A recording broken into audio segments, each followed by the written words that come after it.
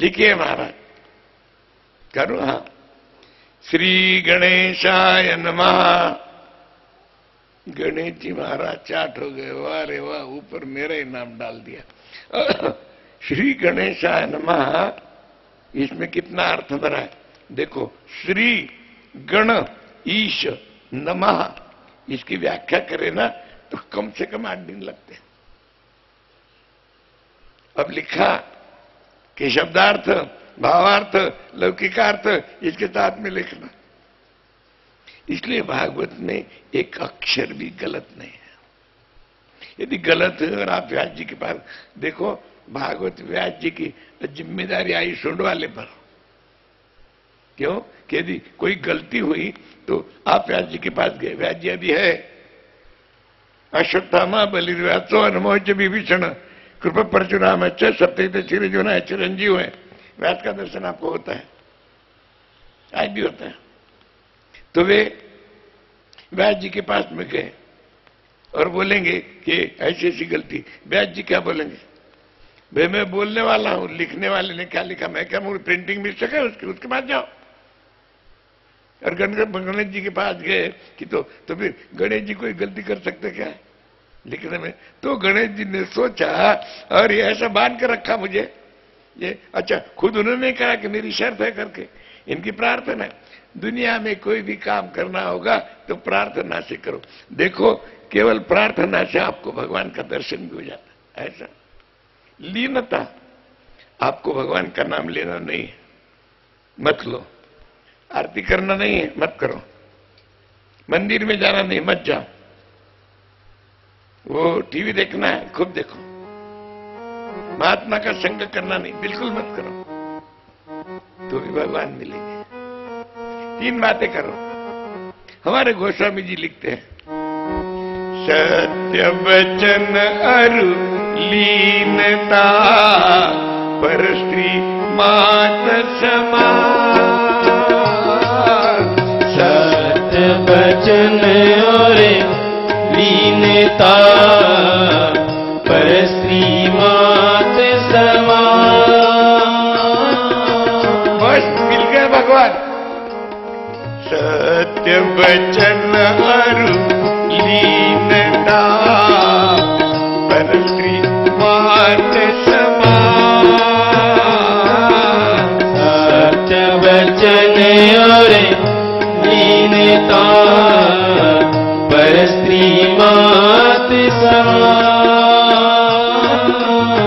या पर भी हरि नाम मिले तो तुलसी दास जमान विराधे।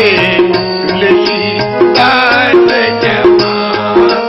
या पर भी हरि नाम मिले तुलसीदास जमान। श्री राधे तुलसीदास जमान। सत्यवचन लीनता पर स्त्री माता के समान। बस हाँ, और इसमें भगवान मिल जाते। तो करके व्यास जी ने कहा कि ठीक है। और अब श्री गणेशाय नमः लिखा। अब कितना अर्थ भरा और फिर बोलना शुरू कर दिया। व्यास जी ने, भागवत की रचना ऐसी है कि 100 श्लोकों के बाद में एक कूट श्लोक आता है और कूट श्लोक का अर्थ लगाने के लिए जरा देर लगती। अब व्यास जी का मंगलाचरण कल हमने आपको बोले थे शाम को, तो वे कूट श्लोक है। व्यास जी का मंगलाचरण आपने कल सुन ले और भी सुन लीजिए। व्यास जी ने गणेश जी को बोल दिया, जन्माद्यस्य यतोऽन्वयादितरतश्चार्थेषु भिन्नस्वराट् तेने ब्रह्महृदाय आदि कवये मह्यन्ति सूरयः तेजो वारिमृदां यथा विनिमयो यत्र त्रिसर्गो मृषा धाम्ना स्वेन सदा निरस्तकोकम सत्यम परम धीमहि। अर्थ कल शाम को आपको बोला था। इसका कूट श्लोक है, रचना ऐसी। इसके बाद में 100 श्लोक गिनते जाइए। 100 श्लोकों के बाद में एक कूट श्लोक आता है। छोटा सा भी रहा तो कूट होता। अब कूट श्लोक का अर्थ लगाने की देर लगती, तो एक कूट श्लोक बता दिया उनको। गणेश जी बोलू, ठहरो, कितना कूट श्लोक? अच्छा कह भी दिया था कि शब्दार्थ, लौकिकार्थ, भावार्थ, गुह्यार्थ इसके साथ लिखूंगा करके।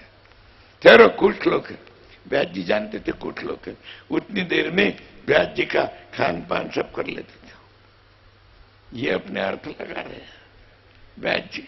और भोजन खाना क्या खाते थे व्यास जी? व्यास जी का नाम क्या है मालूम? व्यास नाम थोड़ा है उनका, व्यास यानी विस्तार। उनका नाम है कृष्ण द्वैपायन। अरे द्वैपायन, द्वीप यानी बेट, समुद्र में जो जमीन होती है उसको द्वीप कहते हैं, और अय यानी घर होता है समुद्र में। और वे श्री कृष्ण प्रकट हो गए वो द्वीप पर करके खिंडपान। और उनका दूसरा नाम है बादरायण। बादरायण व्यास जी क्या खाते थे?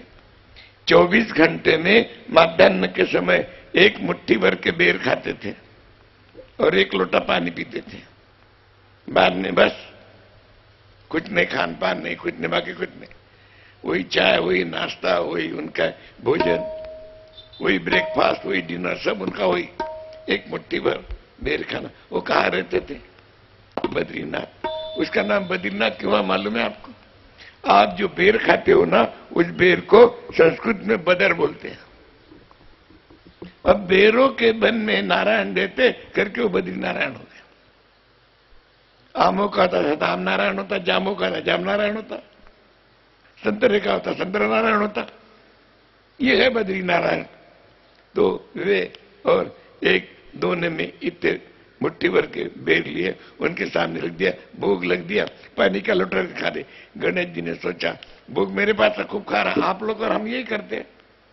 भगवान खाता नहीं खाता कहां देखते, उसके सामने ले जाकर रख दिया। उसमें चाहे मच्छी बैठो, चाहे चूहा हो, चाहे कुछ भी करो, उसमें वे ये करते और फिर ये अपने ये खाते रहे। जब खिलाना है तो अच्छा, एक जगह हमने देखा लोग पूजा कैसे करते। बड़े सेठों के यहाँ है, नाम वाम तो नहीं बताते, चांदी के इतने गोपाल जी थे। और वो क्या बोले एक दिन, गुरुजी मेरा गोपाल जी चूहे ने ले गया, मतलब तू पूजा करती उसको भी लगा मैं भी पूजा करा करूं। ले गया। कैसा ले गया? क्यों ले गया हो? वो क्या करती थी, और सब पूजा होने के बाद में पेड़ा लेके चूहे को मुंह को लगा के रख देती थी। खाता क्या हो? अरे बच्चे के मुंह को दिन भर पेड़ा लगा के रखो, जी घबरा गया उसका। ये पूजा है? ये खिलाना है क्या भगवान को? ये खिलाना बोलते पूजा? अरे हमको भी जब पूजा करते कि नहीं, कई जगह यहाँ शक्कर डालते हैं, यहाँ से खाते क्या शक्कर। एक जगह तो आकोट में ऐसे ये हो गया, आपको अचंबा लगेगा। हमारी एक शिष्या है, आइसक्रीम की फैक्ट्री है उसकी, उसने बड़ा पैक निकाल दिया, बड़ा पैक निकाली, और हम स्तुति प्रार्थना में बैठ गए। दोपहर को आई, हम स्तुति प्रार्थना में बैठे, यहां सारा रस गिर रहा है हमारे, और यूं कर रहे हैं हम। हमने कहा भगवान आज का रस तो तूने बहुत ही बढ़िया दिया और बहुत ठंडा दिया। अब यहाँ कितनी गर्मी होती है, यहाँ ऐसे ही वो इतना बड़ा पैक पगल रहा है। सब यहाँ सब कपड़े सब खराब हो गए, सब हमारा पेट की मास्टर था, उसने लिया खा गया, पूरा खा गया। उसको बोला भाई फिर पूछते आइसक्रीम कैसा था? मला वाह यहाँ से खाते, आइसक्रीम यहाँ से खाते, पूछती कैसा था? कुछ अकल? सबके सामने तो सारी इतनी भीड़ भाड़ थी, आकोट की बात है, तो यहाँ से खाते क्या? ये पूजा का ही है। अरे कई जगह पर हम देखते हैं, ये तो आपका दूर है, नहीं तो पूजा करने को आते इतने बड़े बड़े फूल लेकर दबा के फेंकते हैं। भगवान के मंदिर में भी जाकर देखो ना, जो नहीं चलने, पुजारी लोगों को पूछो, नहीं चलने वाले पैसे 10 पैसे 5 पैसे ये हो। वो वहां गए कि राधा कृष्ण ने, तो राधा की कहती कि बजाओ, और सीता जी कहते हैं कि लक्ष्मण जी ये पैसे बचाओ, और उसका क्या करना है? ये ऐसी पूजा होती है क्या? ये कहीं पूजा? और जब वे चावल ऐसे फेंकेंगे, एक बार तो एक और इन्हें इतने चावल फेंके तो हम बोल रहे थे, सारे मुंह में चले गए चावल। फिर तू तो करे, तब से ऐसी दूर से पूजा करने वाले कि हम पहले ऐसा करते। एक जगह भागवत चल रही थी, ये गेंद के फूल इतना झेंडू कपाल जिसको बोलते, इतने बड़े बड़े। शाम का समय वहां भी था, तो हमने यूं सब थोड़ा सा चश्मा फूटने के लिए गाले, ऐसा फटाक से फूल यहां बैठ गया। ये इतना बड़ा, और थी भी तेरी ऐसी तंदुरुस्त थी, दुबली पतली नहीं थी, बड़े कष्ट मारी उसने। इतना लगा ये तो लोगों ने पूछा कि गुरुजी ये क्या हो गया, मैंने पूजा यहाँ की हो गई, यहाँ की कल होने वाली। ये पूजा करने का तरीका। तो व्यास जी ने सामने रख दिया, और फिर व्यास जी ने बोलूं तो कहे ठहरो, ये कूट श्लोक है। तो भागवत की रचना ऐसी है कि राधे श्याम, 100 श्लोकों के बाद में एक कूट श्लोक आता है, और कूट श्लोक का अर्थ लगाने देर लगती है। गणेश जी ने सोचा कि शर्त मैंने रखी और मैं फंस गया। जब सारे श्लोक बोलना हो गया, गणेश जी ने कहा अरे कूट श्लोक का अर्थ लगाने के लिए देर लगती, तब तक ये व्यास जी आराम भी कर लेते। गणेश जी ने कहा शर्त मैं रखी और फंस मैं गया। तो शर्त के कोई काम, गणेश जी स्वयं यही बोलते हैं कि शर्त के माध्यम से काम मत करो। गणेश जी कितने बुद्धिमान है वो जानते थे, लेकिन उनको मालूम है कि और ऐसे लोग रोते हैं, तो करके अपने लिए ये बोला, लिखना हो गया। व्यास जी ने अंतिम श्लोक बोल दिया, नाम संकीर्तनम यस्य सर्व पाप प्रणाशनम प्रणामो दुख समनस्तम नमामि हरिहरम्। व्यास जी रुक गए। अब गणेश जी ने देखा अब तो चलो अच्छा, रख दिया कलम नीचे, अब मैं नहीं लिखूंगा। व्यास जी ने कहा मैं लिखूंगा ही नहीं, तो आप हो गया लिखना। कितने श्लोक बोले आप? 18,000। भागवत के 18,000 श्लोक है, 335 अध्याय है और 12 स्कंद है। लिखना हो गया। अब इसका प्रचार कौन करेगा? प्रचार तो जिसमें पूरा पूरा वैराग्य है वही प्रचार कर सकता है। पूरा वैराग्य तो एक शिव जी में है। अब शिव जी झंझट क्यों ले लेंगे? तो फिर भी व्यास जी ने शिव जी का आह्वान किया, बोलिए शंकर भगवान की जय। शिव जी ने कहा क्या बात है कि और आप समाधि में जो आनंद लेते हो वो आनंद दुनिया को मिले, इसलिए भागवत तैयार करिए। आपके सुपुत्र ने लिखा हुआ है, आप यदि इसका प्रचार करो तो बहुत बढ़िया हो जाएगा। वही आनंद आप दुनिया को दे सकते हो। तब शिव जी ने सोचा यदि मैं ना कहूंगा तो लोग मुझे स्वार्थी कहेंगे। शिव जी ने कहा हाँ ठीक है, समय आने पर मैं करूंगा। और फिर व्यास जी ने कहा कि आप मेरा पुत्र बनकर आइए। क्यों कि पुत्र को कोई भी बात अधिकार से बोल सकते, प्रेम से बोल सकते। शिव जी को बार बार कहां बोलेंगे? मुस्कुराए शिव जी, और ठीक है कि समय आने पर मैं पुत्र बन के आऊंगा। चलो व्यास जी को अच्छा लगा। सुखदेव जी महाराज और शिव जी का अवतार है वे, तो ठीक है। शिव और पार्वती कैलाश में बैठे हैं। अब भगवान शंकर संजीवनी मंत्र का जाप कर रहे हैं। माता पार्वती ने पूछ लिया कि आप किस मंत्र का जाप करते हैं? शिव जी ने बोला कि पार्वती तुमने गुरु गीता सुनी है, गुरु गीता में लिखा है कि कोई भी अपना मंत्र किसी को ना बोले, पति अपना मंत्र पत्नी को ना बोले, चाहे मंत्र एक हो चाहे गुरु एक हो, और एक गुरु और एक ही मंत्र रहा तो उसका बहुत लाभ होता है, उतनी साधना ज्यादा होती।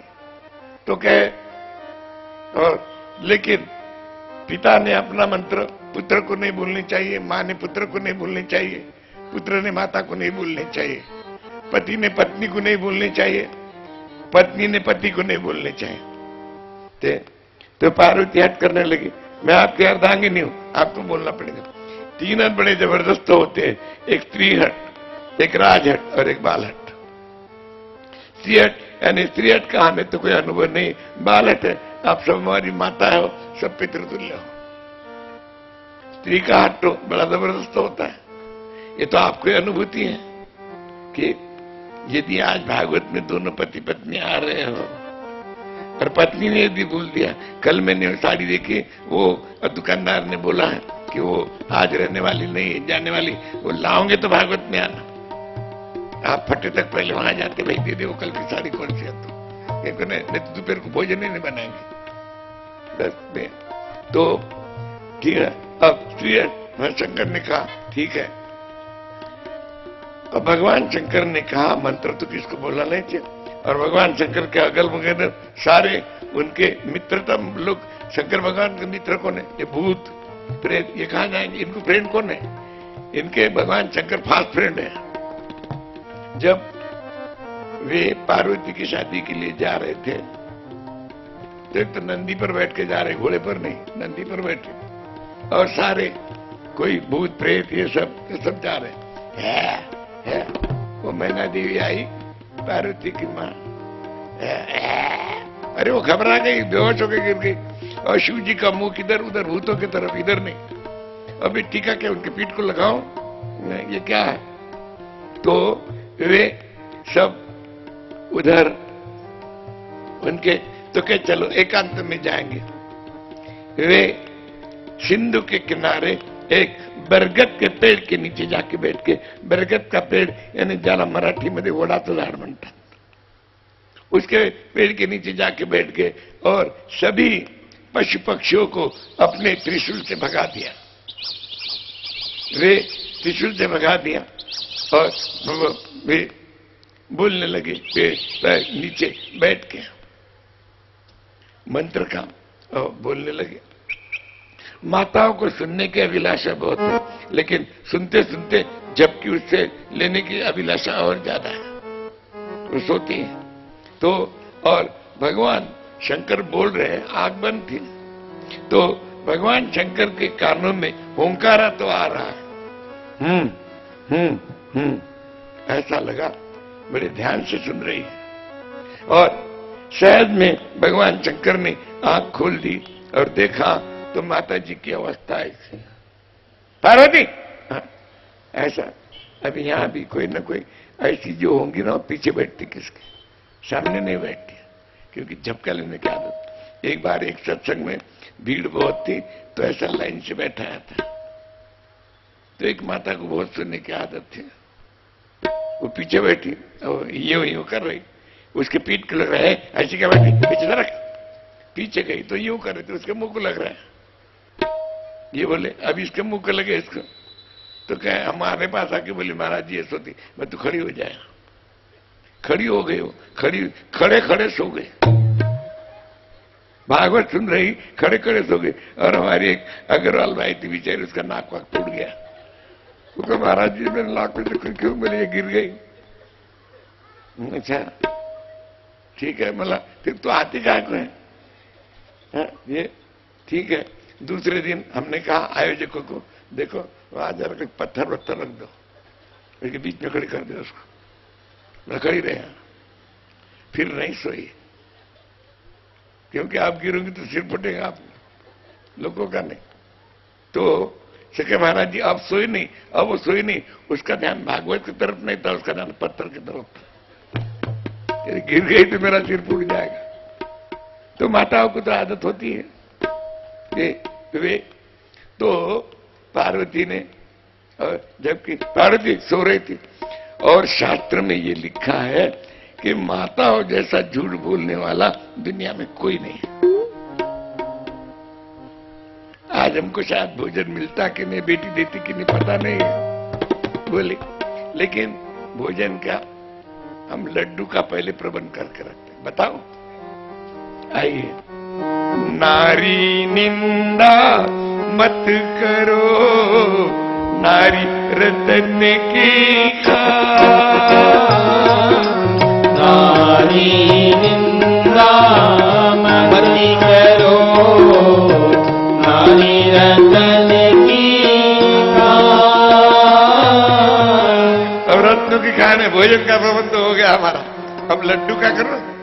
नारी निंदा मत करो, नारी रतन की खान। नारी निंदा मत करो, नारी रतन की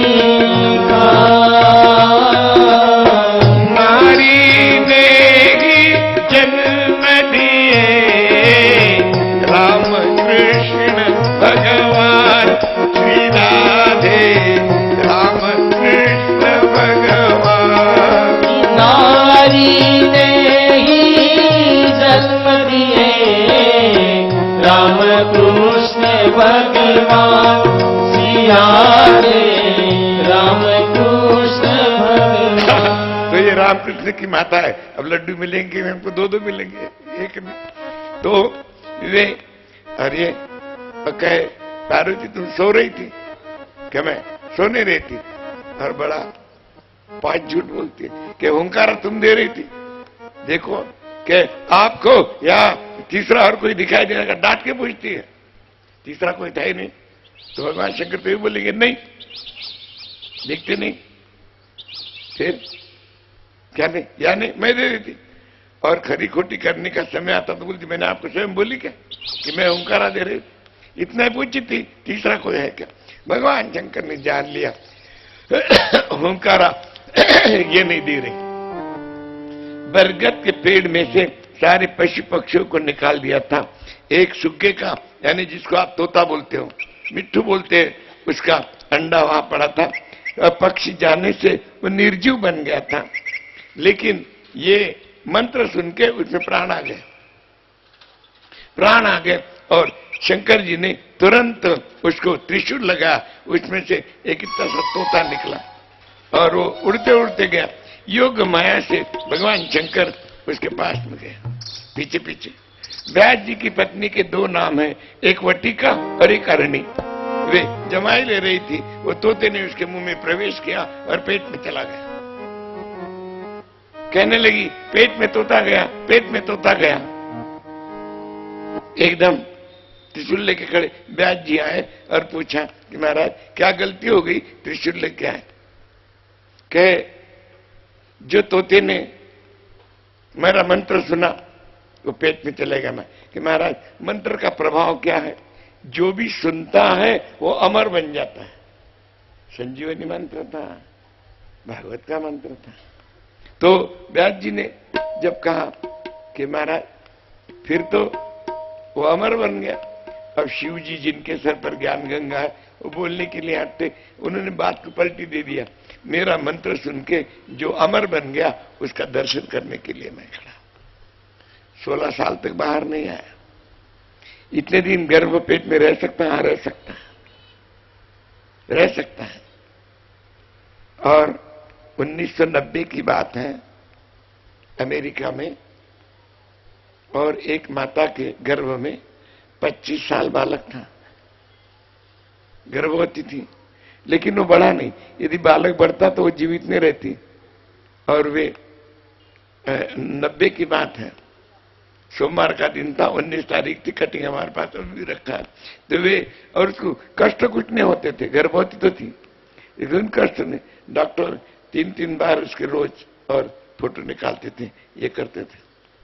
25 साल तक कोई कष्ट नहीं हो उसका। 25वें साल में जब कष्ट होने लगे थे तो फिर उसका ये करके सीजरिंग करके उस बालक को निकाला बाहर। बालक बड़ा नहीं था, वो 9 महीने का बालक जितना होता है उतना ही था। यदि बालक बढ़ता तो न वो बालक जीवित रहता न वो जीवित रहती। तो ये 16 साल तक पेट में रहे, आए नहीं। अब वे वहां पेट में ये सुखदेव जी महाराज रह गए। अब व्यास जी ने देखा, उसको तकलीफ नहीं हुई, कष्ट नहीं हुई कुछ भी। लेकिन 16वें वर्ष में जब कुछ कष्ट होने लगे तो व्यास जी को बताया कि मुझे कुछ कष्ट हो रहे हैं। तो व्यास जी ने उसको दिव्य दृष्टि दी। सिद्ध पुरुष है, कृष्ण का अवतार है, कि तुम बाहर क्यों नहीं आते? के बाहर भगवान विष्णु की त्रिगुणात्मक माया व्याप्त है, उसका संपर्क ना हो करके मैं नहीं आता। तो कहे मैं तुझे उसका संपर्क नहीं होने दूंगा।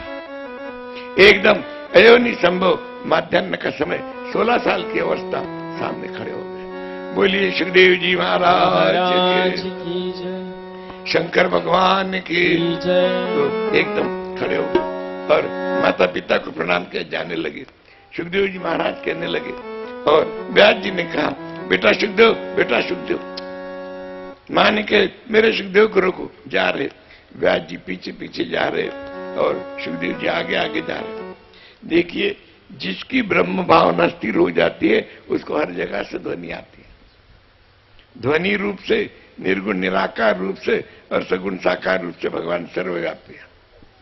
कोई भी ध्वनि में भगवान का नाम है, कोई भी ध्वनि में। हाँ, आपको अनुभूति करना है। भागवत आपको पहले अनुभूति कराता है, बाद में अनुभूति करो। आपके घर में चिड़िया आती होंगी ना, थोड़े से चावल के दाने डाल दो और चिड़िया जो चू चू चू चू चू चू करते ना, उसके साथ में आप अपना मंत्र लगाओ। आपको ऐसा लगेगा कि मेरे मंत्र का जाप हो रहा।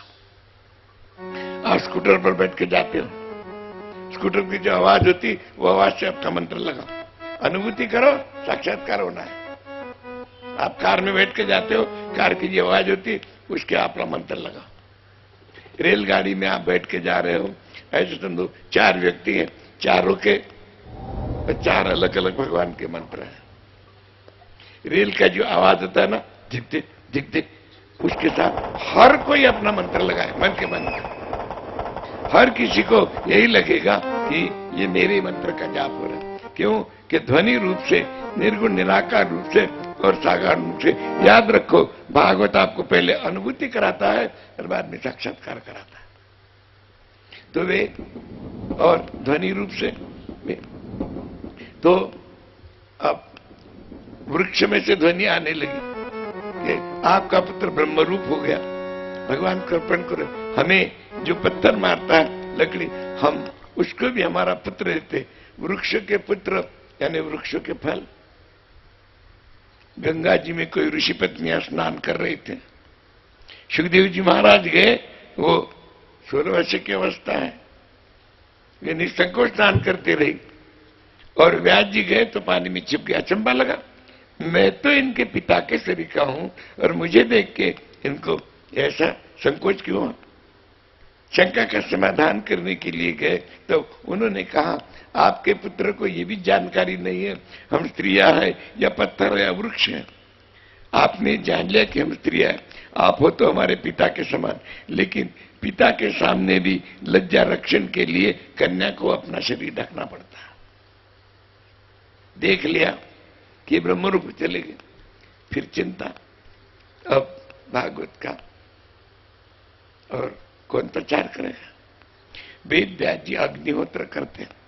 आज भी बहुत कम लोगों के यहाँ अग्निहोत्र यानी वेद मंत्रों के द्वारा आज भी निकलता है। ये निकाल देता है, हमारा बैठा है नहीं पंडित, वेद मंत्र के द्वारा आज भी जमीन में से अग्नि पैदा कर देता है। वेद मंत्रों में इतनी शक्ति है, क्या बराबर बोलने चाहिए, आचरण से निर्भूत होने चाहिए। और फिर देखो, इस नर्मदा परिक्रमा भी की हुई है, और भी जाने की बोला था, हमने मना कर दिया उसको। अब नहीं जाना, हो गया एक बार। अरे वाह, भिल्ल लोग बड़े परेशान करते, सारे कपड़े खोल लेते खाने में। एक बार तो उससे सारे कपड़े खोल लिए और उसको खाली एक भट्टा और एक आलू दे दिया, वही उबाल के खा गया, उसने सारा सामान ले गया। नर्मदा परिक्रमा में भिल्ल लोग बहुत मिलते आपको। तो वे और वे अग्नि को दिनों दिन बराबर उसमें जो लकड़ियां जलाते उसको समीदा कहते हैं। वे समीदा लाने के लिए व्यास जी के शिष्य उनके अग्नि उतरता और वन में चले गए। अब जिस वन में वो गए वहां पर बड़े बड़े पशु थे, सिंह थे, शेर थे, बड़े बड़े रीछ थे। डर के आ गए। व्यास जी ने कहा, क्यों लाया नहीं? कि जिस वन में ये है वहां बड़े बड़े श्वापद हैं। ठीक है, व्यास जी ने कहा, मैं तुमको एक मंत्र देता हूं। मंत्र दिया। मंत्र कहां का है? भागवत में का श्लोक है, 10 स्कंद पूर्वार्ध, अध्याय 21 वेणुगीत, इसका 5वां श्लोक है। इस एक श्लोक को सुन के सुखदेव जी महाराज ने पूरे भागवत का अध्ययन किया। यानी कितना भागवत के श्लोकों में और अर्थ है आप देखो इससे। और भागवत की कृपा कैसी होती बताओ आपको। हमको बुखार बहुत कम